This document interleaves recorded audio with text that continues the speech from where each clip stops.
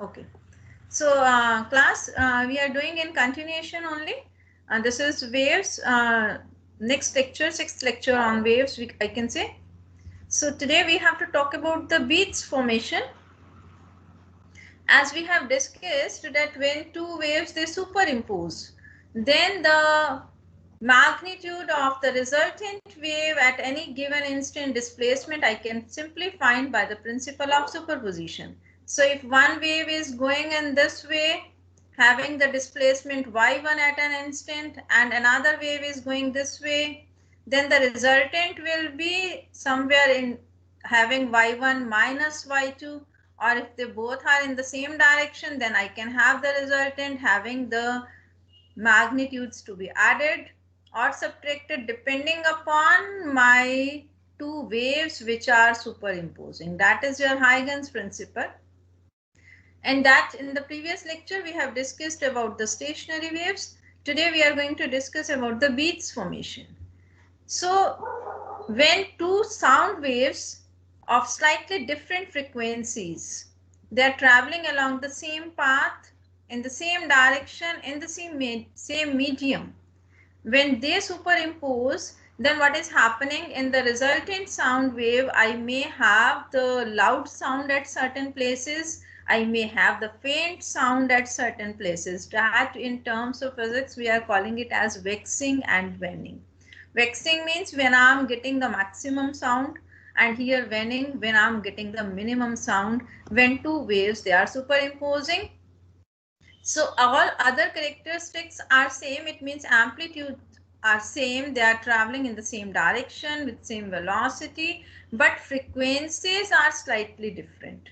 This point is to be noted, and that difference should be less than 10 hertz, because if the difference in the frequencies is not less than 10 hertz, then I will not be able to hear the beats. And you keep on enjoying beats number of times when you listen to the music. While listening music, you enjoy the formation of beats when you get the loud sounds at certain places and you get the faint sound at certain places. So when I say one rise and one fall, it means one loud sound and one faint sound of intensity. When we are talking about it, it is simply framing one beat. So one beat is, I can say, one maxima separated by a minima. And it is, we will be proving it today itself, that the number of beats which are produced per second, that is given by the difference in the frequencies of the two sources which are sounded together.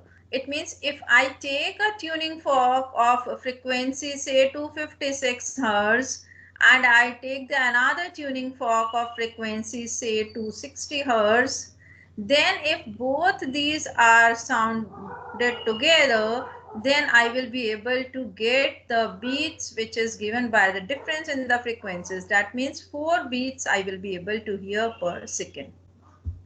And this difference, as I've said earlier, in the frequency should be less than 10 hertz, because I will be able to distinguish the sound if it is coming after 1/10 of the second. So if it is coming before, then I won't be able to differentiate. So that is termed as persistence of hearing.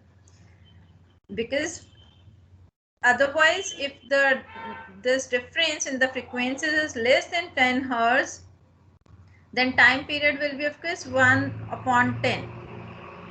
So that I won't be able to distinguish between the two sounds. That is limitation with me. So this, of course, for viva purpose also you should be aware, because we have done the experiment on sound like resonance experiments with you, sonometer and resonance tube. There also you are able to hear the sounds. So this is how I can say that beat frequency should be equals to nu2 minus nu1. To prove that, I have taken the analytical method for the beat formation. So if I have two waves, one wave having the displacement y1 at any instant of time t, I say, I write it as a sine omega t. Of course, this is the equation of the progressive wave or the traveling wave with me. And if omega, because I know omega is 2 pi nu, I can replace it by 2 pi nu 1 for the first wave. For the second wave, if I take a sine omega 2 t, then omega 2 I can replace by 2 pi nu 2. So by superposition, I can write y it is equals to y1 plus y2. And if I put the values for y1 and y2, the two waves which are of slightly different frequency superimposing by the definition of beat formation, I can put the values for y1 and y2. I can use the trigonometry formula with you, sine A plus sine B, that is written as 2 cos A minus B by 2 sine A plus B by 2. So by that trigonometric formula, I can write y it is equals to 2a cos 2 pi. Here I have taken out 2 pi in both the cases. I am writing outside, and inside I am getting nu 1 minus nu 2 by 2 t, and sine of, also you can write 2 pi nu 1 plus nu 2 by 2 into t. So this, if I replace these values by frequency modulus, that is given by nu 1 minus nu 2 by 2, and average frequency which is given by nu 1 plus nu 2 by 2, I can rewrite this equation for the displacement at any instant of time t, that is equals to y it is equals to 2a cos 2 pi nu mod t sine 2 pi nu average t. And if I take this 2a cos 2 pi nu mod t as the amplitude, resultant amplitude of this resultant wave, then I can call it as capital R. So I have written the displacement at any instant y, it is equals to R sine 2 pi nu average into t. So this is the equation with me. Now this amplitude will be maximum, means I will be able to get the maximum sound when this cos value is maximum, and this amplitude will be minimum if this cos value is equals to 0. That is the minimum value. For plus minus 1 I can write for the maxima and minima. The amplitude R will be maximum when it can be maximum on either of the sides. It means 2 pi nu mod t, it is equals to plus minus 1, which is equals to cos of n pi. So cos on both sides will go, and I am left with 2 pi nu 1 minus nu 2 by 2 into t, it is equals to n pi. Or you can see pi on both sides will go, and I am left with pi nu 1 minus nu 2 t, it is equals to n pi. Or I can write the time when I will be getting the maxima sound, that is given by n divided by nu 1 minus nu 2. So I'm getting, by putting the values n equals to 0, 1, 2. Here the values of n you can write 0 and 1, 2, 3, so on. I'm getting at these time intervals, I'm getting the maximum sounds, like at 0, at 1 upon nu 1 minus nu 2, at 2 upon nu 1 minus nu 2. So if I want to calculate the time interval between two successive maxima, it is given by this second time minus first time. Similarly, these two consecutive, I can take the difference. Every time I get the time interval between two successive maxima is 1 upon nu 1 minus nu 2. So frequency will be of course nu 1 minus nu 2. That also you can write here. And similarly, if I want to find the amplitude R to be minimum when this value is 0, and this value is 0 when cos of this 2 pi nu mod t, it is equals to cos of 2n plus 1 pi by 2. So again, if you solve, I'm getting the minimas at these time intervals, and again you can write 0, 1, 2, 3, so on.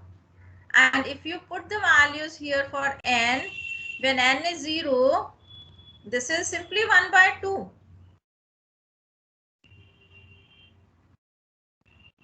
So this I am getting 1 upon 2 nu 1 minus nu 2. When I am putting n equals to 1, I am getting here 3 by 2 nu 1 minus nu 2. Similarly, I will get 5 by 2 nu 1 minus nu 2. So again, if you take the time interval between two successive minimas, that is also 1 upon nu1 minus nu2. So it means beat frequency, both the cases I am getting time interval between two successive maximas or between two successive minima, that is coming out to be 1 upon nu1 minus nu2. So number of beats per second, that is equals to the beat frequency. So you can write beat frequency is 1 upon time period of this beat, which is equals to nu1 minus nu2. So this is the reason when I say that the difference in the frequency should be less than 10 Hertz, because beat frequency is given by the difference in the frequencies of the two superimposing waves.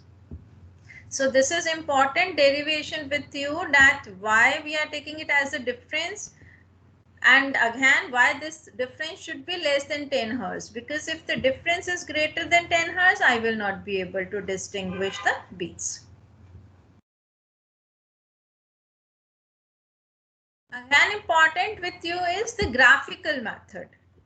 How you will be able to see the beats formation. This is graphical method.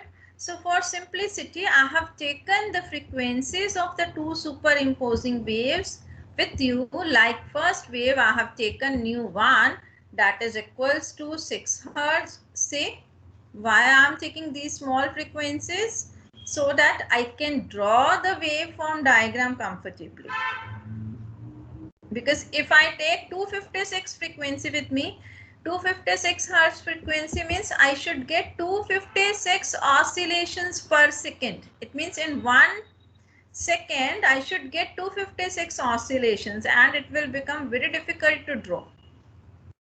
So I have taken the first frequency as 6 Hertz. It means 6 oscillations in one time period, t equals to 1 second. If I take, then it means total oscillations you can count. I am getting 1, 4, 5 and 6. So you have to also draw this way. This is can be asked in exam, like you explain the beats formation by the graphical method. Then you have to draw these waves. So you must draw along with Vita. 6 waves means I have divided one time period t into 4 parts, t by 4, t by 2, 3, t by 4. So in each part I will be getting one complete wave and half wave. It means 1.5 wave in 1/4 of the time period. So once you understand it, it will be easy for you to draw the waves in the given time t. I am taking 1 second or t capital T time period, you may write. So here I have taken 1.5 wave. Again, this is half wave completed and then 1 wave more. Similarly, 1 wave complete and then half wave and then complete 1 wave. So 1.5 wave in 1/4 of the time period. This way you have to draw. Now, if I take the second frequency equals to 8 Hertz, I am to divide it into 4 parts. So in each fourth time t by 4 interval of time, I will be getting 2 complete waves. So I have drawn, this is 1 wave and then second wave. And while drawing, but you have to take care that amplitude of both the waves are nearly same, or you keep it same. So similarly, in next 1/4 time period, again 2 waves. I have drawn complete 2 waves. Here also complete 2 waves. And in this time period also complete 2 waves I have taken. These are 2 waves which are going to superimpose to give you the beat formation. It means either I can take the second wave over the first or first wave over the second, whatever way you may draw this beat formation. So I have simply taken the second wave with the pink color and then drawn the first wave of 6 Hertz over it. It means one complete wave and then half and one complete wave, then one complete wave and a half with black color. I am taking the nu1. With the pink color, I am taking the nu2. So both the waves are superimposing. This point here, when they superimposed, just you see here at this time when the time is 0, then both are in the same phase. So resultant will be of higher amplitude. Y1 plus Y2 will be there. And here if you see at this point T by 4, so here at this point, if I write at A point, when the time is T by 4, then you see that one wave here on the left hand side as well as on the right hand side, you can see crest is falling over trough, or I can say trough is falling over crest, vice versa. Both here I will be getting zero amplitude because amplitudes are same and they are falling opposite to each other. So resultant wave amplitude will be zero at A point. Now at B point, if you see crest is falling over crest, trough is falling over trough, so I will be getting the maximum amplitude. Here if at C point you see, again it is similar to your A point. It means crest is falling over trough, and here also crest of the second wave is falling over the trough of the other wave. So resultant will be zero. But if you see at this point, D point, then again trough is falling over trough, here crest is falling over crest. So amplitudes are to be added. So this way, when you see here at O point, I will be getting the maxima. At A point, I will get minima. It means maximum sound, zero sound here nearly. Here again maximum sound at B point, at C point zero sound, or minimum sound I can say, faint sound. And here D point I will again get the maxima. So one maxima and one minima consecutively I am getting, which I can simply draw it like this. At O point I am getting here's maxima at O point because both the amplitudes, crest is falling over crest. At A point I am getting minima. At B point again I am getting maxima. At C point I am getting minima. At D point I am getting maxima. So one maxima, one minima, or I can say one faint sound and then one loud sound. Then similarly you can see it means this maxima, minima, and then maxima. This maxima and minima. Again when I get the maxima, I am getting one beat. Here I am getting two beats. So as a result, I am getting two beats. And you can see when I have taken the frequencies nu1 minus nu2, with mode sign always we take the difference, that is equals to your 6 minus 8. So 2. So this is the beat frequency with US 2. I should get 2 beats, which you can see graphically also I am getting 2 beats. Because that is, I think, very clear with you from the diagram itself. You need to draw the diagram showing the maxima and minima sound at the different places as per the resultant wave.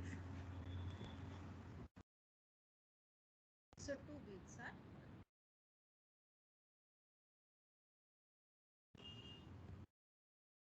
Practically, it has found many applications. As I've said that in the musical instruments, you people are tuning the different instruments. Like maybe you have seen certain times that if two musical instruments are to be tuned with each other, or even when you give your musical instrument for tuning, how they will tune? Simply they will be eliminating the beats. It means no beat they should be heard, then it means they both are of same frequency.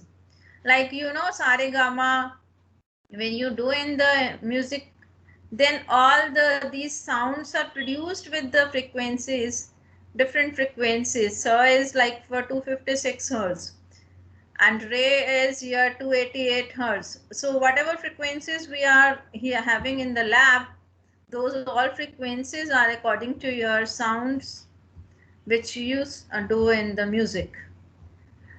So it means its application is of course for tuning a particular musical instrument. That is very important in day-to-day life.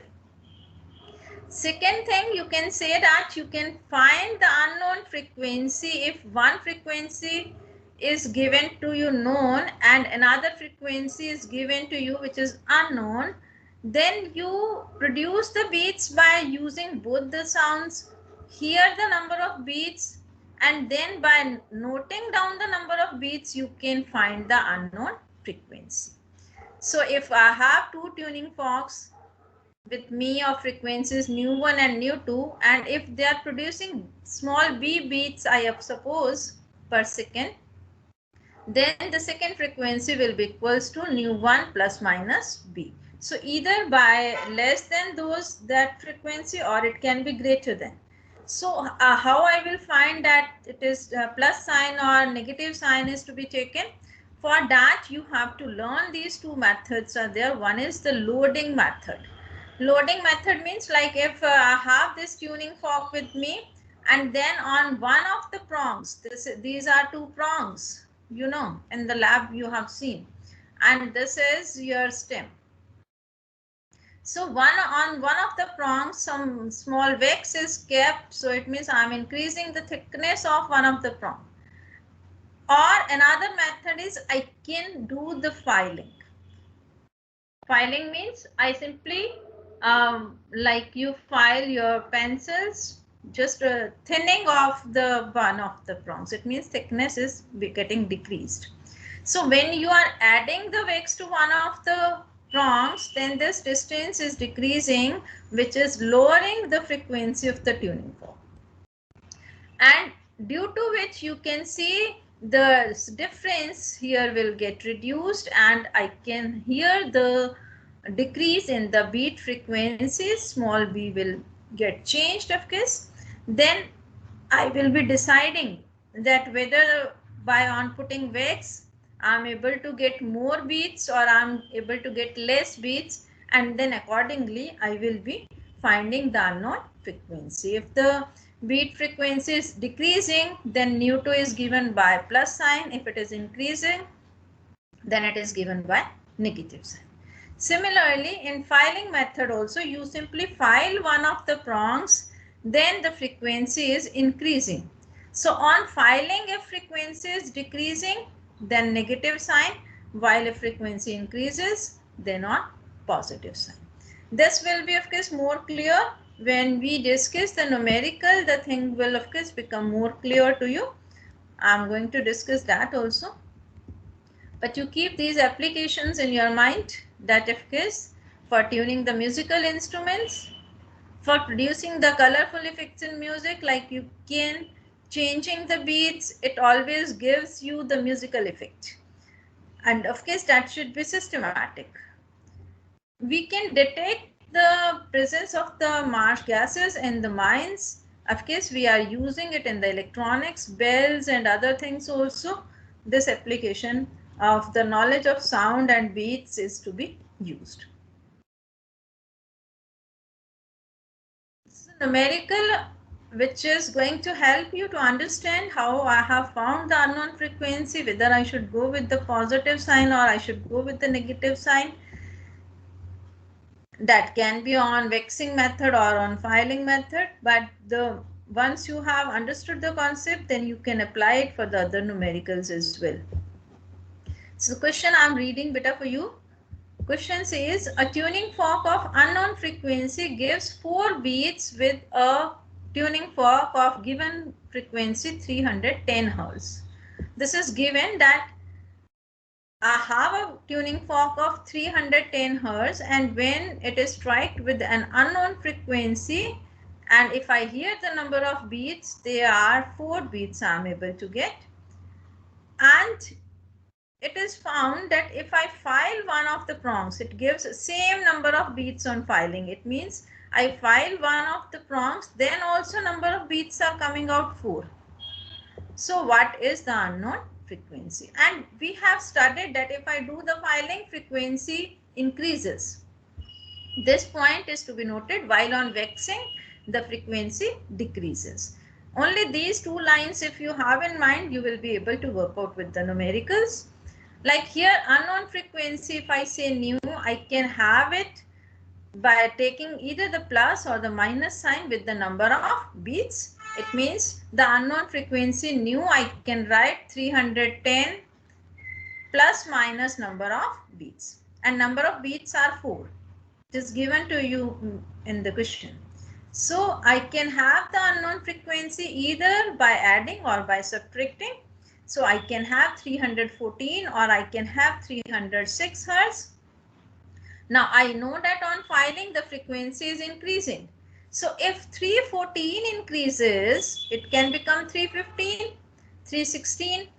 And then if you strike it with 310, then number of beats will increase, of course. But they are saying number of beats are remaining same. So if in the question number of beats increases on filing, then it means the frequency is 314. But if the number of beats here, you see, if I have the frequency 306 and I do the filing, then what will happen? Its frequency is increasing. And this is your 310. So number of beats will decrease. So you can see what is happening. So it is giving the same number of beats. So only the chances for me to get the unknown frequency is the lower one, by which I can have the same number of beats. By this, the number of beats will always increase. So you will be writing that the unknown frequency is 306 Hertz. So beta, you are supposed to keep things up to this for today. Thank you everyone.